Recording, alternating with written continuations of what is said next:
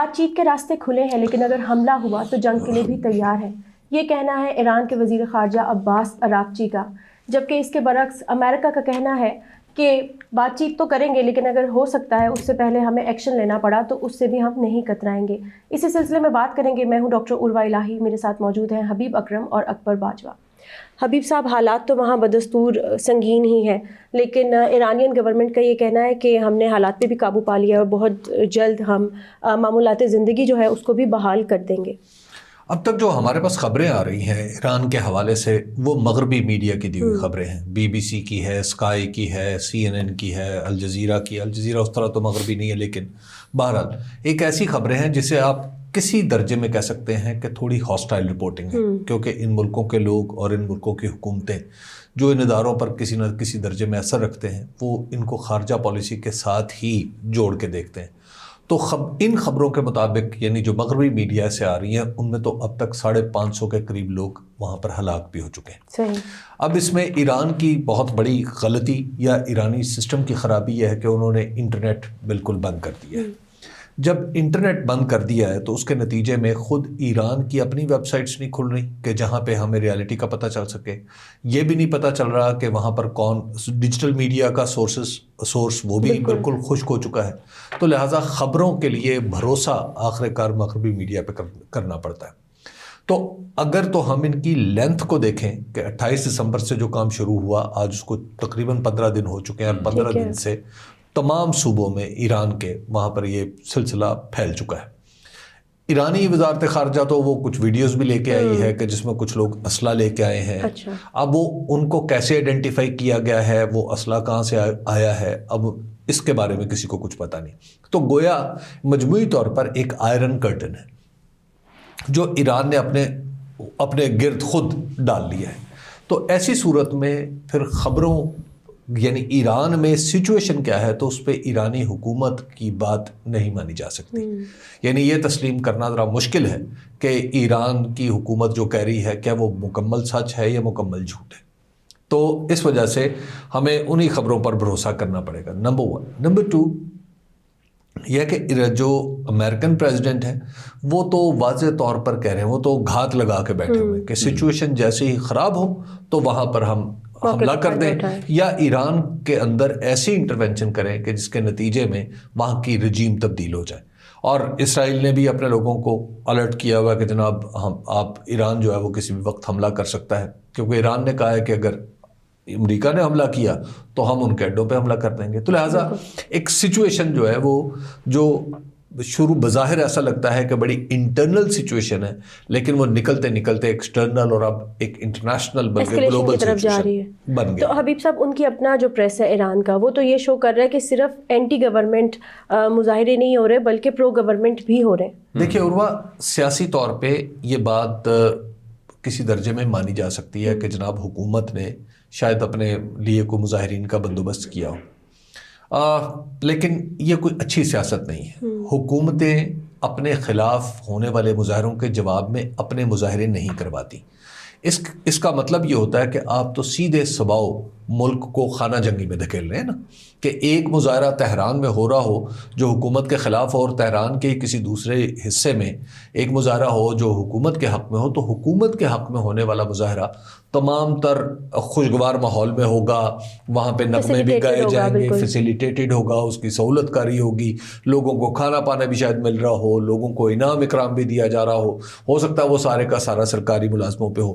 تو وہ مظاہرے، اس طرح کے مظاہرے کتنے ہی بڑے کیوں نہ ہو جائیں، ان پر بھروسہ نہیں کیا جا سکتا، کیونکہ ان کو حکومت کی تبکی ہوتی۔ تو ایران میں چونکہ سیاست بہت ہی قید ہے تو وہاں پہ ظاہر لوگ مشاورت سے تو کام نہیں کر رہے، وہاں پہ تو رہبر جو کہہ رہے ہیں کہ میرے حق میں بھی مظاہرے ہو جائیں، تو وہ تو دراصل انوائٹ کر رہے ہیں۔ دراصل یہ وہ ٹریپ ہے جس کے اندر انہوں نے پیر رکھ دیا ہے اپنے حق میں مظاہرے کرا کے کہ میں خانہ جنگی چاہتا ہوں، اور جیسی خانہ جنگی ہوگی، جیسی پولرائزیشن ہوگی سوسائٹی میں خاص حد سے بڑھے گی، تو وہاں پہ امریکہ کو قدم رکھنے کا موقع مل جائے گا، امریکہ کو یا ایران کے دشمنوں کو۔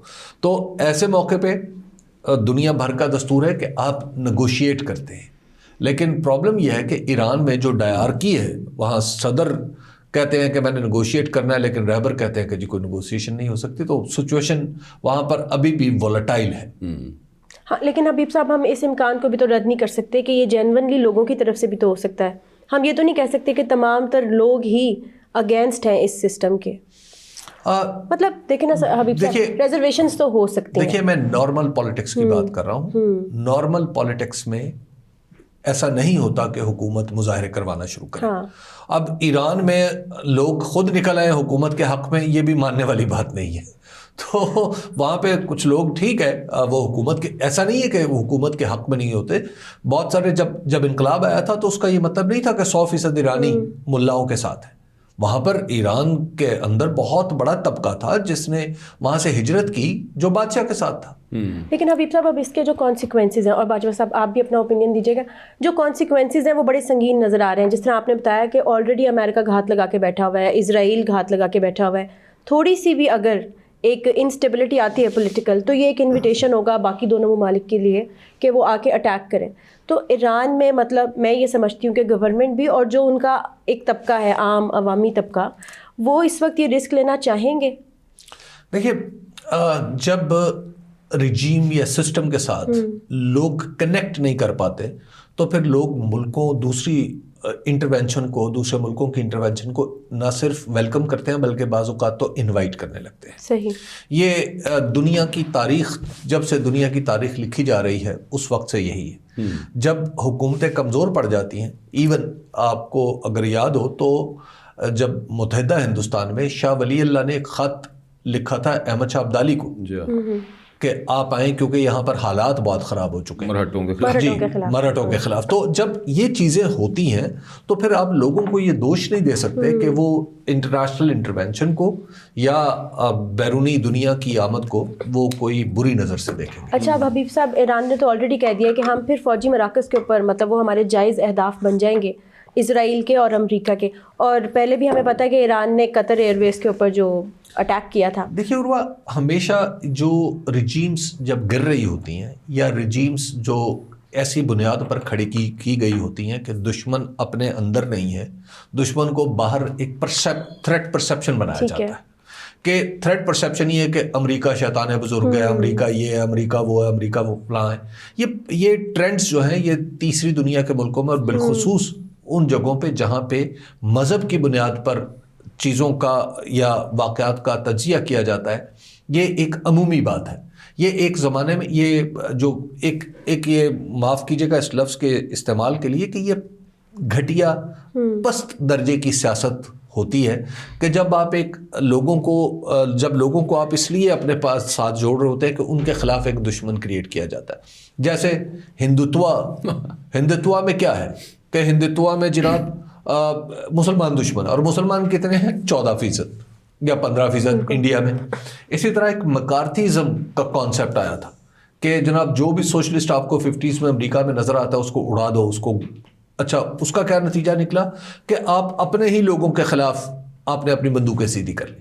تو یہ جب بھی اس طرح کا سسٹم ہوتا ہے، ایران میں جیسے کہ مذہبی ایک نظام ہے، وہاں پہ ہمیشہ وہ یہی کہا جائے گا ہمارے خلاف سازشیں ہو رہی ہیں، ہم حملہ کر دیں گے، ہم یہ کر دیں گے. تو یہ ایک روٹین کی بات ہے. تو ابھی وہ تو وہ کہتے رہے، لیکن جیسے آپ کہہ رہے تھے کہ گھات لگا کے امریکہ بیٹھا ہوا ہے، ٹھیک ہے، میں اس کو ایک اور درجے میں سمجھتا ہوں. انہوں نے ایک پوری اپرچونیٹی بنائی ہے اپنے لیے. They waited for a long time for this moment. They will go for the kill جو مرضی ہو جائے. امریکہ امپیریلزم کے دور میں انٹر ہو چکا ہے انڈر ڈونلڈ ٹرمپ. وینزویلا میں ہم نے اس کا یونیلیٹرلزم دیکھ لیا. وہ جو پہلے ہوتا تھا نا رواج یا پھر تکلف جو ہوتا تھا کہ آپ UN چلے جائیں، آپ اتنے ملکوں کو ساتھ ملا لیں، آپ UNSC سے کوئی ریزولوشن لے لیں، آپ ایک نیریٹو بنائیں. نیریٹو بلڈنگ کا تھوڑا سا ٹائم لیا جاتا تھا پہلے. یہ کچھ نہیں ہے وہ تو معاملہ بالکل ہی ختم ہو گیا. وائٹ ہاؤس کے جو اسپوکس پرسن نے کل CNN کو انٹرویو دی ہے، deputy spokes person David Miller نے، انہوں نے کہا کہ بالکل یہ جو ہے نا یہ نائسٹیز دنیا کی یہ ختم ہو گیا معاملہ، اور کروڈ پاور کے ساتھ ہم نے جہاں پہ بھی جانا ہے وہ کرنا ہے سب کچھ.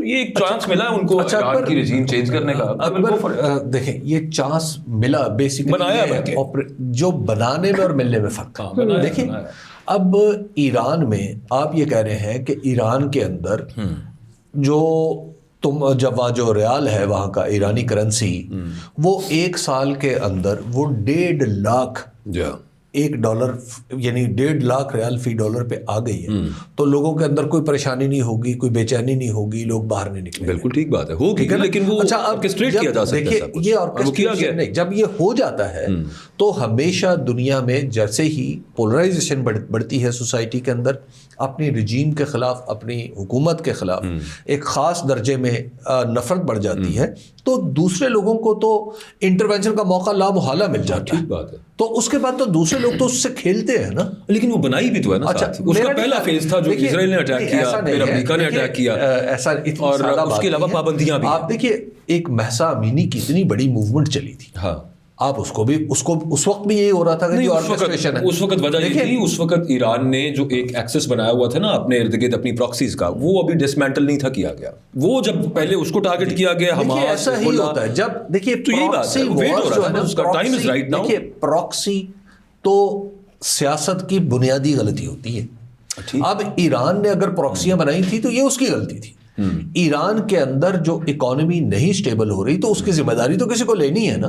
کیا مذہب کے عنوان سے لوگوں کو قتل کر دیا جائے, کیا مذہب کے نام پہ لوگوں کو بھوکا مرنے پہ مجبور کیا جائے, کیا یہ پاسبلٹی ہے؟ ضرورت بھی نہیں تھی اتنا اوور اسٹریچ کرنے کی, اتنے اسٹریٹجک ایمبیشنز رکھنے کی ایران کو ضرورت بھی نہیں تھی. یہ بات تو ماننے والی ہے. تو جب یہ چیزیں یہ ایک دن میں نہیں ہوا, اس کے پیچھے مسلسل, اور یہ بھی ضروری نہیں ہے کہ یہ کامیاب ہو جائے رجیم بدلنے میں, دونوں چیز یعنی, لیکن وہاں پر ڈسٹربنس کا ہونا اور اس کے ڈانڈے اندر ہی ہونا, اس میں تو کوئی شک نہیں ہے. بیرونی عناصر ہیں لیکن اندرونی معاملات بھی خراب ہیں. اندرونی معاملات بنیاد ہیں جس کا فائدہ اٹھایا جا رہا ہے. بالکل. اور جس طرح حبیب صاحب آپ نے کہا کہ بیرونی دشمن سے ڈرایا جاتا ہے, تو یہ تو ہم جب پیچھے چلے جاتے ہیں مطلب ارسطوٹل کے ٹائم پہ یا ماکیاویلی سے بھی, تو ان کی پراپر اس حوالے سے پوری تھیریز ہیں کہ کیسے ایک ملک کو کنٹرول کر سکتے ہیں. فسطائی حکومتوں کی یہ نشانی ہوتی ہے ایک بیرونی دشمن کے حوالے سے. اب اس کو فسطائی کہنا شاید مناسب نہیں ہے,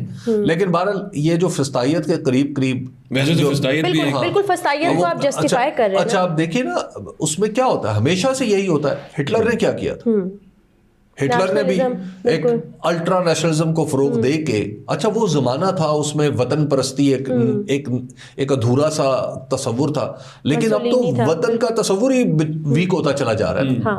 اب کسی ایرانی کو اس لیے کنٹرول کر لیں, اسے بھوکا مرنے میں مجبور کر لیں کہ تم ایرانی ہو, اب دنیا میں تو یہ پاسبل نہیں ہے نا. آپ امریکہ میں کسی امریکی کو بھوکا ماریں اور ان دا نیم آف امریکہ, اب نہیں پاسبل. لیکن حبیب صاحب اس میں کچھ بڑی عجیب و غریب قسم کی آپ کہہ لیں کہ اسٹیٹمنٹس آئیں, جیسے اسرائیل نے بھی کنسرن شو کیا ہیومن رائٹس کے حوالے سے ایران میں, تو یہ کچھ سلیکٹیو مورالیٹی کے کیسز ہیں. یہ تو سارا کچھ ہو گیا, یہ تو بالکل ہے. ایران اور امریکہ کی جو دشمنی ہے, اسرائیل اور ایران کی جو دشمنی, وہ تو کسی سے ڈھکی چھپی نہیں. صحیح, وہ تو یہی کریں گے, وہ اور کیا کریں گے. ابھی ایرانی وزیر خارجہ نے دفتر خارجہ نے پیغام جاری کیا کہ یہ ہمارے اندرونی معاملات ہیں اور اس میں ہم کسی کو بھی کسی بھی طرح کی مداخلت نہیں کرنے دیں گے. ایون چائنا نے بھی حبیب صاحب یہ کہا ہے کہ کسی بھی ملک کے خلاف طاقت کا استعمال اور اس کے اندرونی معاملات میں مداخلت جو ہے وہ کسی بھی طور پہ جسٹیفائی نہیں کی جا سکتی. ڈاکٹر عروہ, یہ باتیں کہنے میں بڑی اچھی ہیں اور خالصتاً کتابی ہیں. جو UN چارٹر ہے, جب یونائٹڈ نیشن جو بنا تھا اور جس سسٹم کو آج ہم فالو کرتے ہیں, اس میں آپ کی انٹرنل ڈسٹربنس انٹرنل نہیں ہے. یہ چارٹر میں جو یونائٹڈ نیشن کا سیکیورٹی کاؤنسل ہے, وہ بنائی ہی اس لیے گئی ہے کہ اگر ملکوں کے اندر کوئی معاملہ شروع ہو جائے ایسا کہ جس کو سنبھالا نہ جا سکے, اور پھر جس کے اندر یہ صلاحیت, اور ہر ملک کا معاملہ اگر خراب ہو جائے تو وہ ساتھ والوں کو بھی تو افیکٹ کرتا ہے نا. تو ایسی صورت میں ایک یونائٹڈ نیشن انٹروین کرتا ہے. یہ اپنی پولیٹیکل پوزیشننگ ہے. جب دنیا میں یہ پاکستان اس تجربے سے گزر چکا ہے.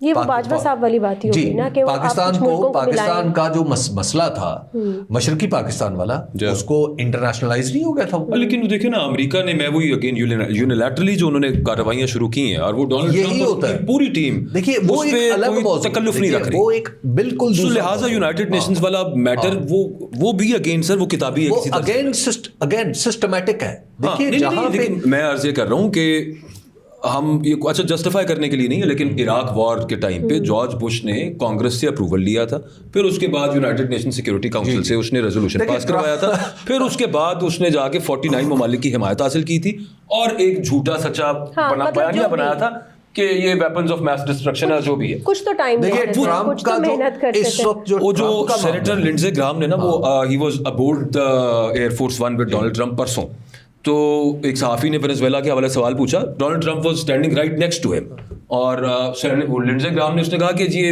وینزویلا سے جو ڈرگ اسمگل ہو رہی تھیں اور جو امریکیوں کی جانوں کو خطرہ تھا وہ ہم نے اوائڈ کیا ہے اور یہ معاملہ اب آگے مزید نہیں چلے گا. اچھا یہ جواب تھا ایک ڈپلومیٹک. ڈونلڈ ٹرمپ صاحب بیچ میں کودے اور انہوں نے کہا کہ and we will capture their oil as well, کہ بھائی تو کر رہا ہوگا، مجھے کسی قسم کی کوئی. ڈونلڈ ٹرمپ یہ تاریخ کے پہلے صدر ہیں جو دنیا کے امن کے لیے خطرہ بن چکے ہیں.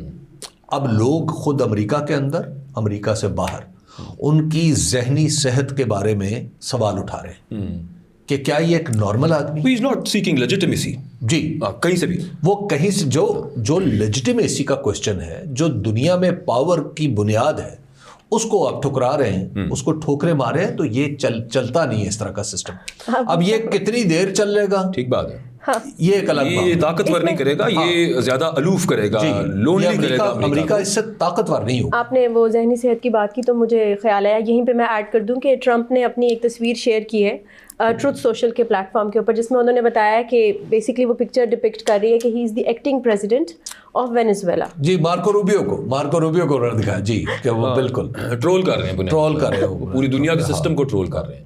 دنیا میں اب دیکھیں نا، رشیا جس وقت رشیا کا رائز ہوا تھا، ایسٹرن یورپ سارا جیسے موقع ملا وہ نیٹو میں چلے گئے. صحیح. چائنا کا رائز ہوا، وہاں سے آپ یہ دیکھیں کہ آسٹریلیا ہو، انڈیا ہو، ویتنام ہو، جاپان ہو، وہ سارے کے سارے انہوں نے اپنی سیکورٹی اپریٹس کو اسٹرینتھن کرنا شروع کر دیا چائنا کے خوف سے. ٹھیک ہے. امریکہ سول سپر پاور ہے دنیا کی، لیکن اس طرح کا خوف موسٹ رچ اور پاورفل ملکوں کو امریکہ سے نہیں رہا. اس کی وجہ یہ ہے کہ امریکہ ہمیشہ کسی نہ کسی درجے میں rules, principles, institutions, legitimacy, collective growth, collective security, open commerce, یہ سب معاملات چلتے ہوتے تھے، اور پھر کسی نہ کسی طرح کا کوئی جواز ضرور، لیجیٹمیسی کا جواز ضرور کھڑا جاتا تھا. وہ ختم ہو گیا، وہ بھی ختم ہو گیا. تو اب اس کے بعد یہ بتائیں نا کہ میکسیکو کیا سوچ رہا ہوگا.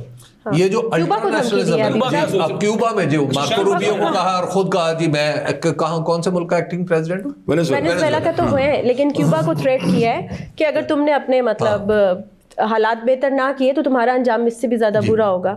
کیوبا نے کہا کہ ہم تیار ہیں ویسے تو جنگ کے. حبیب صاحب ایک سوال میرے ذہن میں یہ آتا ہے کہ ہم اگلے ٹاپک کی طرف بڑھتے ہیں. ایران والا معاملہ جو ہے، ایران میں اگر امریکہ، جس کے چانسز کافی رائپ لگتے ہیں کہ وہ ملٹری ایگریشن جو ہے وہ ایکسرسائز کرے گا وہاں پہ، اس کے پاکستان پہ بھی تو امپیکٹس آئیں گے. بالکل آئیں گے. اور ایک طرح سے نہیں، مطلب وہ تو مائک پومپیو جو پچھلا سیکرٹری آف اسٹیٹ ہے، وہ اس نے تو کتنے کوئی ہفتہ ڈیڑھ پہلے ٹویٹ کی ہوئی نا، next stop Balochistan, is talking about Iranian Balochistan, but then وہ ایڈجسٹنٹ ہے ہمارے بلوچستان کے ساتھ سب. دیکھیے یہ ساری چیزیں تو ہیں، اسی لیے اب جو دنیا کے اندر جو نظر رکھنے والے لوگ ہیں وہ کافی سارے اپ ہیولز کی نشانیاں تو دیتے ہیں اور بن بھی رہی ہیں.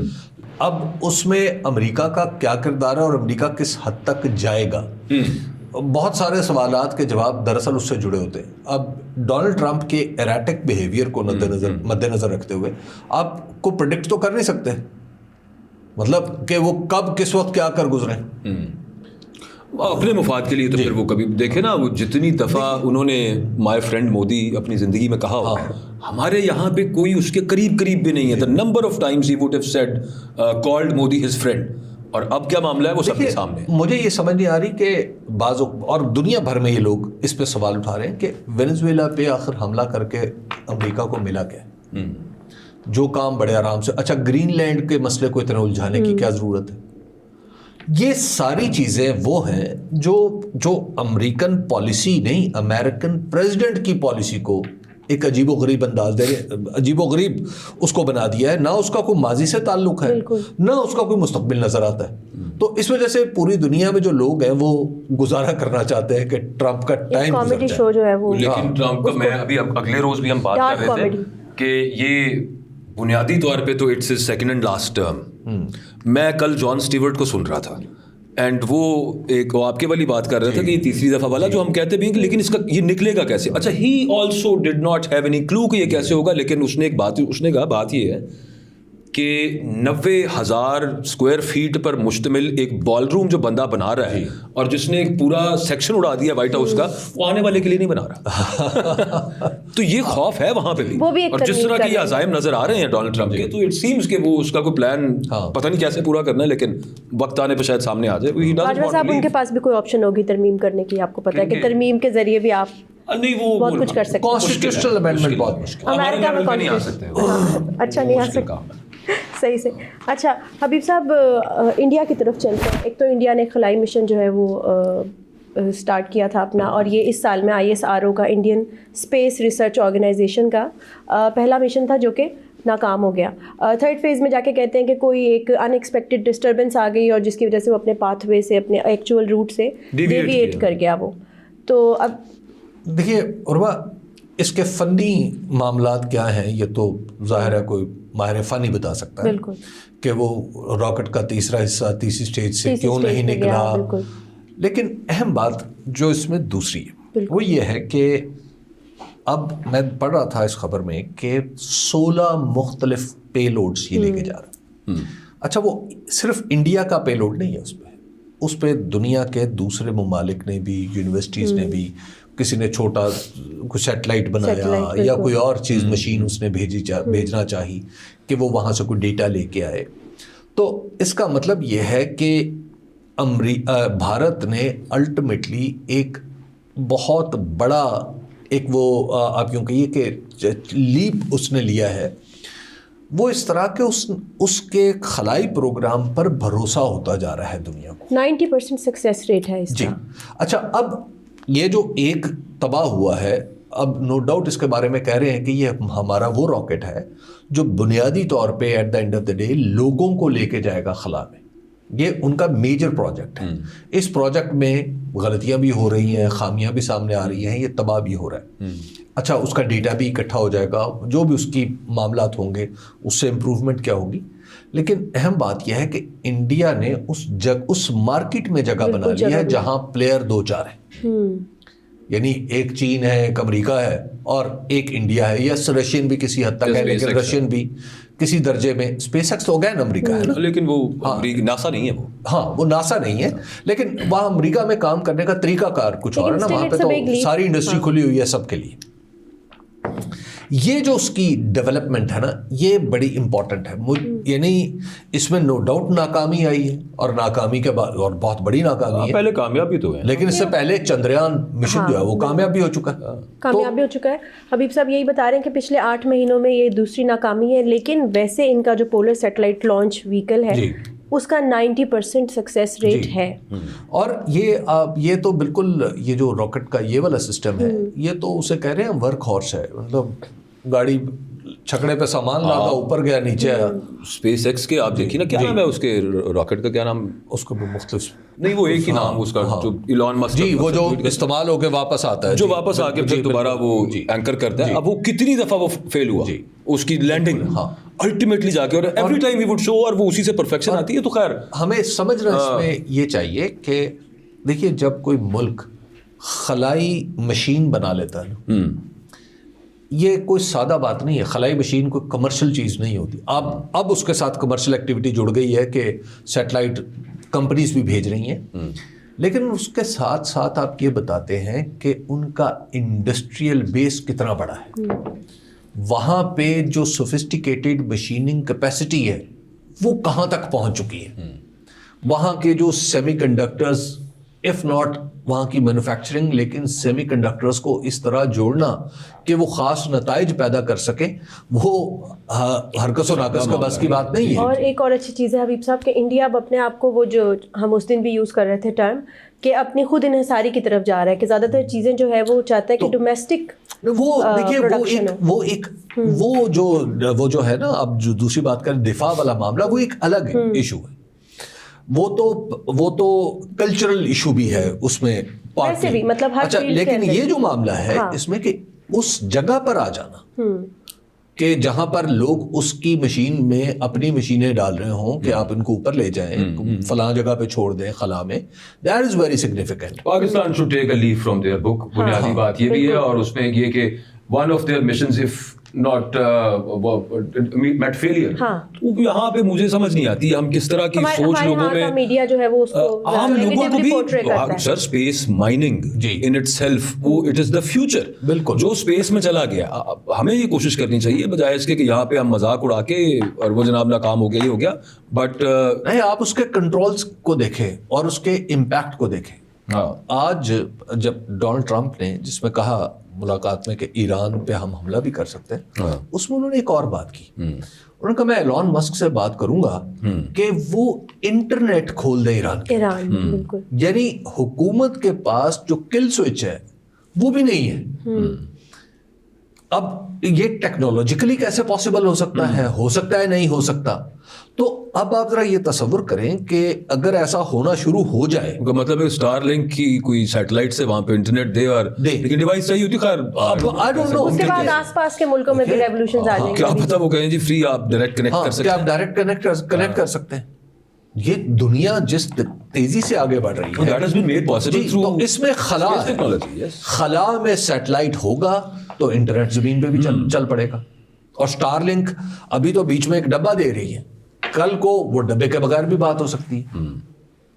تو اس لیے چیزیں جس طرف جا رہی ہیں اس میں انڈیا اگر یہ سکسیسفل ہو جاتا مشن, اور سکسیسفل ہونے کے بعد آپ ذرا سوچئے کہ انڈیا کہاں جاتا, اس کی پوزیشننگ کیا ہوتی, اور اب جو اس کی پوزیشن یہ الٹیمیٹلی تو چلا ہی جائے جی, اور اس کی جو ٹیکنالوجیکل ایڈوانسمنٹ ہے آپ دیکھ لیجیے. یہی وجہ ہے کہ سرجیو گور کیا کہہ رہے ہیں کہ ہم آپ کو شامل کرتے ہیں, پیکس سلیکا کے اندر ہم آپ کو شامل کریں گے. ابھی مطلب he has to formally present his credentials to New Delhi, لیکن نیو دہلی کے ٹرپ انہوں نے کیا اور ان کو بڑے زبردست طریقے سے ویلکم بھی کیا گیا, اور اس میں انہوں نے بڑی بڑی اسٹیٹمنٹس دی کہ ہم بڑے کلوز فرینڈز ہیں. دوسرا انہوں نے کہا کہ مودی اور جو ٹرمپ ہیں وہ ریئل فرینڈز ہیں, تو کبھی اگر ڈس ایگریمنٹ ہو بھی جاتا تو اٹس نو بگ ڈیل. تو اس کا مطلب پوری دنیا اس چیز کو وٹنس تو کر رہی ہے کہ کچھ ڈس ایگریمنٹس ہیں, پر keeping the potential in view of both states. ٹرکی کریکٹر یہ ہے کہ مطلب number one he is very close to Trump. جی, ایک تو he is very young, he is younger than me also. اور ماگا میں الیکشن جتوانے میں سوچیں ذرا, میرے جیسا جوان بندہ اور میرے سے بھی چھوٹا بندہ جو کہ اسپیشل انوائے ہے of South Asia and Central Asia also to Donald Trump. And Donald Trump would, India کو بڑا مسئلہ تھا نا اس سے ٹرکی. میں اس وجہ سے کہہ رہا ہوں کہ یار یہ آپ نے فل ٹائم ایمبیسڈر نہیں لگایا. جی, ہمیں جب ایک دفعہ یہاں پہ آپ کو وہ رچرڈ آلسن کیا نام تھا, جی رچرڈ آلسن, ایف پاک کا جو, جی جی جی, تو ہمیں بڑا ہوا تھا کہ یار افغانستان کے ساتھ ہمیں کہاں پہ چھوڑ دیا. انڈیا کو پکڑ کے انہوں نے سینٹرل ایشیا اور افغانستان میں بیچ میں سب کچھ رکھ لیا. سرجیو گور ہیز ڈونلڈ ٹرمپس ایئرز. وہاں سے جو ایمبیسی کچھ اور بول رہی ہوتی ہے, Sergio Gor in his capacity as a special envoy جب بولتا ہے تو وہ ایگزیکٹ ڈونلڈ ٹرمپ کی کیرٹ کہاں کھڑی ہے اور اسٹیک کہاں پہ کھڑی ہے اس کا پتہ دے رہا ہوتا ہے. That's why I'm saying he's F pack والا معاملہ الگ تھا, وہ جو آپ بات کر رہے ہیں ایف پیک. اچھا, آپ ایف پیک کو ریفر کر. نہیں, میں کہہ رہا ہوں ہمیں برا لگا تھا. جی, سیم کیس انڈیا کو برا لگا ہے کہ یار ایک جسے آپ کہتے ہیں متعین ایمبیسڈر ہونا چاہیے کوئی. لیکن آپ یہ دیکھیں نا کہ آپ امریکن یا کم از کم ٹرمپ ڈیزائن میں اب دلی کی حیثیت کیا بن گئی. ہاں, یہ آپ دیکھیں نا کہ دلی کو انہوں نے ایک ایسی سیٹ بنا دیا ہے کہ جہاں پہ بیٹھنے والا ایمبیسڈر پورے خطے پر نظر رکھے گا. ہاں جی, ہاں جی, South Asia and Central Asia. تو آپ ذرا دیکھیے نا کہ کتنا بڑا یہ کتنی بڑی پوسٹ بن گئی ہے. ٹرو. تو اس وجہ سے ان کا کہا ہوا میٹر بھی کرے گا. بالکل کرتا ہے میٹر, بالکل کرتا ہے میٹر.